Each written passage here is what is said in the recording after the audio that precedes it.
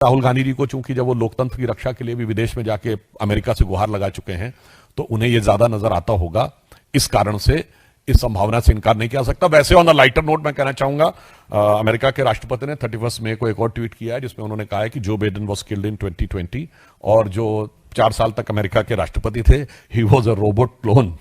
तो मुझे लगता है कि कितना भरोसा, बल्कि मैं अमेरिकी सरकार से भी पूछना चाहता हूं कि भाई ये बयान उन्होंने अपने ऑफिशियल जो ट्रूथ करके उनका एक सोशल मीडिया है उस पर दिया है, तो राहुल गांधी इस पे भरोसा करते हैं नहीं?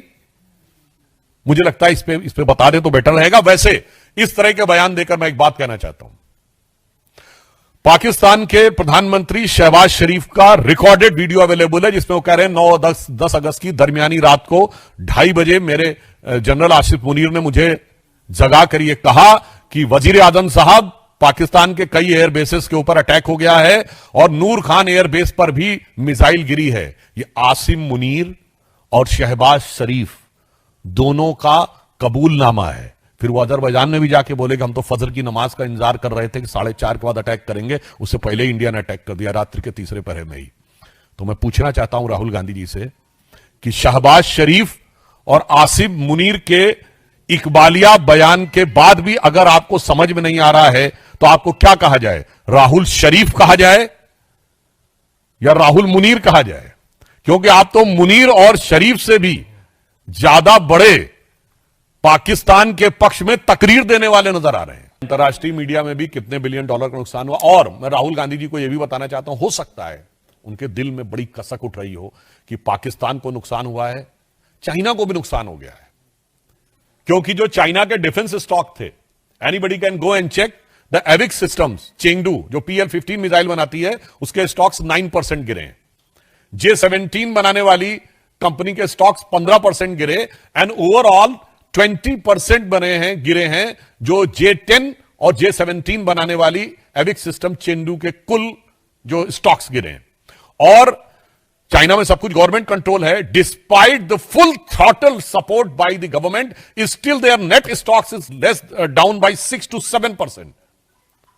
और भारत की जितने भी डिफेंस की कंपनीज हैं उनके स्टॉक्स ऊपर गए हैं। वो HAL जिस पे आरोप लगाते हैं 14% स्टॉक ऊपर गया है। मझगांव डॉक्स का स्टॉक 30% ऊपर गया है। गार्डन रीच और मझगांव शिपयार्ड का 30 to 32% ऊपर गया है। ये तो ओपन में है, ये तो दुनिया देखती है सैटेलाइट पिक्चर से लेकर कंफर्म करके किसकी वेपनरी सक्सेसफुल रही किसकी नहीं। तो हो सकता है उधर चीन से करार भी था ना इनका, तो उस करार का प्यार उभर रहा हो और इधर भारत से तकरार उभर रहा हो और उधर पाकिस्तान से अलग एक प्रकार का प्यार उभर रहा हो, तो शायद इसलिए बात कह रहे हो। इसलिए मैं कहना चाहता हूं, जो राहुल गांधी जी बोल रहे हैं, यदि वो अपनी बुद्धि से बोल रहे हैं तो ये उनकी निष्ठा पे गहरा संदेह है।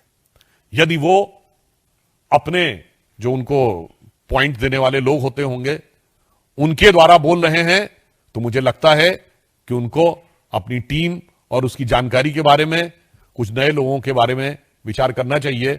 अथवा अगर उन्होंने ही ये बात कर रखी है तो मुझे लगता है कम से कम फैक्ट्स को क्रॉस चेक करने की कोशिश करनी चाहिए। मार्च 2023 राहुल गांधी विदेश में जाते हैं और कहते हैं why the defenders of democracy America and Europe are silent over what is happening in democracy in India, they are not interfering. यह था सीधा सरेंडर। अब आप आइए, 15 जुलाई 2011 को राहुल गांधी कहते हैं it's impossible to stop terrorism. यह था टेररिज्म के आगे सरेंडर। 26/11 के मात्र 9 महीने बाद जुलाई 2009 में पाकिस्तान के साथ उस समय की सरकार, मनमोहन सिंह की सरकार, एक neutral destination, again I am reemphasising, neutral destination Sharm el Sheikh में ज्वाइंट डिक्लेरेशन साइन करती है और वो कहती है टेररिज्म से कंपोजिट डायलॉग प्रभावित नहीं होगा। यह था टेररिज्म की मानसिकता के साथ सरेंडर। 1996 में आपने मोस्ट फेवरेट नेशन का स्टेटस दिया, यह था उनके साथ सरेंडर। अब आप आइए, 1971 में 93,000 प्रिजनर ऑफ वॉर थे, फिर भी POK नहीं निगोशिएट किया। अरे लेना तो छोड़िए, निगोशिएट नहीं किया। ये क्या था, 13,000 किलोमीटर हमारा पंजाब और सिंध का हमारे पास थे, वो छोड़ दिया।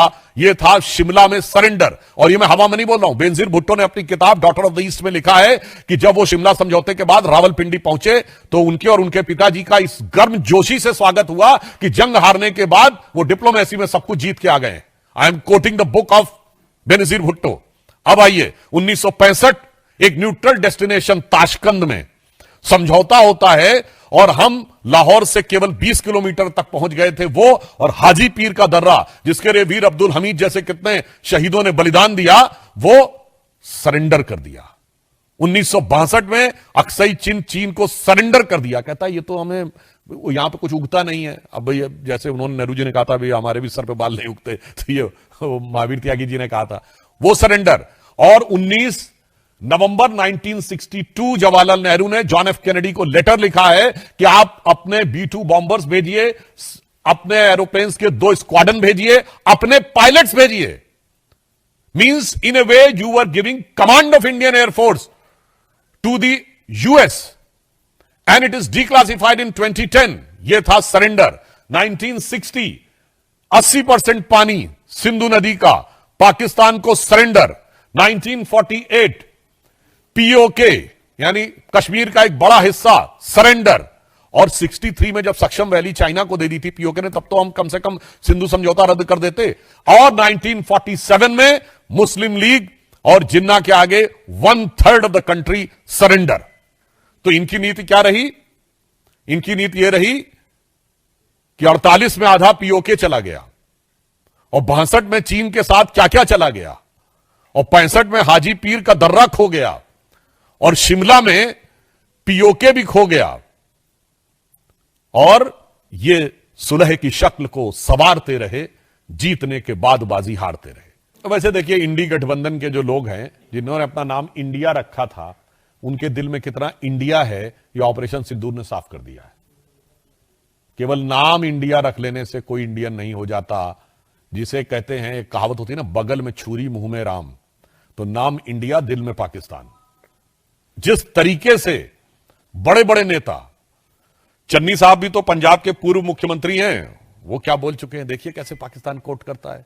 सिद्धारमैया कर्नाटक के मुख्यमंत्री हैं, वो बोल चुके हैं। उसी श्रेणी में अब भगवत मान जी भी बोलने लगे। और वैसे भी तो वो ये पार्टी, वो वाली पार्टी है ना जिसने सबसे पहले सर्जिकल स्ट्राइक पे सबूत मांगा था। तो मुझे लगता है ये लोग जो बोलते हैं इसे गंभीरता से नहीं लेना चाहिए।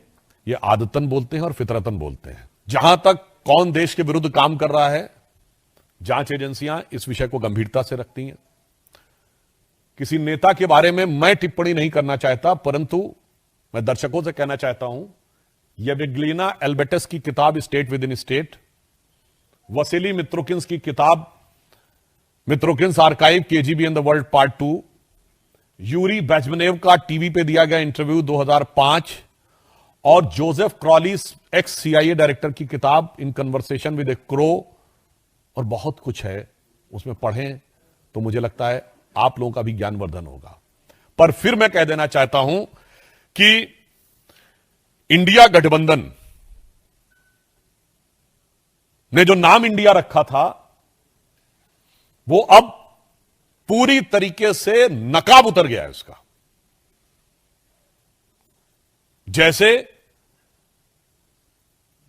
पाकिस्तान में PPP पार्टी है, तो वैसे ही मुझे लगता है कि इस इंडिया गठबंधन का मुखौटा इंडिया था और दिल में पाकिस्तान था। अब एक के बाद एक वो छिलका उतरता चला जा रहा है और बात बिल्कुल साफ होती चली जा रही है। तो जो मैंने बात बोली थी, वो जो पंक्ति कही थी, उसी की आगे की पंक्ति बोल देता हूं। मैंने कहा था ना, वो पैरवी तो झूठ की करता चला गया, बस उसका चेहरा उतरता चला गया। आगे इंडिया गठबंधन के लिए रंगत समझ में आई, मगर आई देर से, कच्चा था बहुत, रंग उतरता चला गया।